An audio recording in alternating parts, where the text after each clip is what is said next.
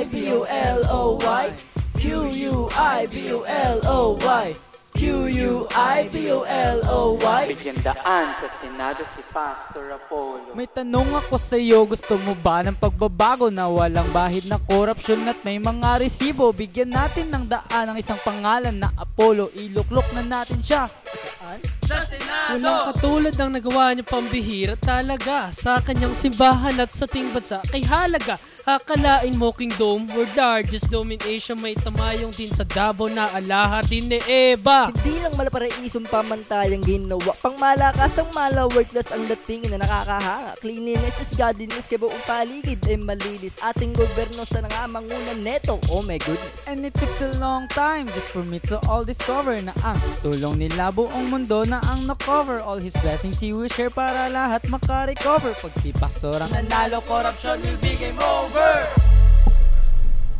At ngayon iboto si Pastor para sa Senado. Lahat ng inaasam sa bansang Pilipinas matutupad na yan. Pastor Apollo na inyong iboto. Q-U-I-B-O-L-O-Y, Q-U-I-B-O-L-O-Y, Q-U-I-B-O-L-O-Y. Say it! Sa kabila ng mga batikos, kabutihan niya'y umaagos. Pagtulong sa kababayan, hindi siya nakakalimot. Pag-ibig sa ating bayan, patuloy ng binubuo. Selyohan nyo na, number 53 yan sa balota.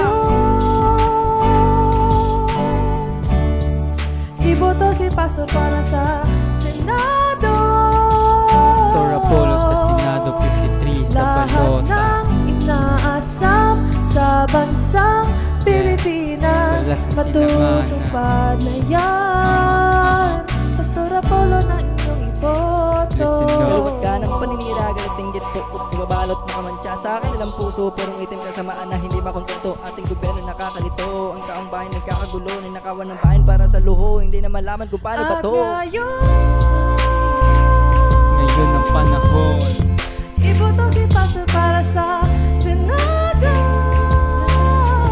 number 53 sa balota. Lahat ng inaasam sa bansang Pilipinas na ating mahal.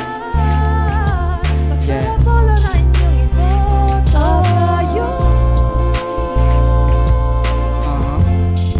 Iboto si Pastor para sa Senado. Pastor Apollo, number 53 sa balota. Lahat ng inaasam sa bansang Pilipinas matutupad na yan. Pastor Apollo na inyong iboto.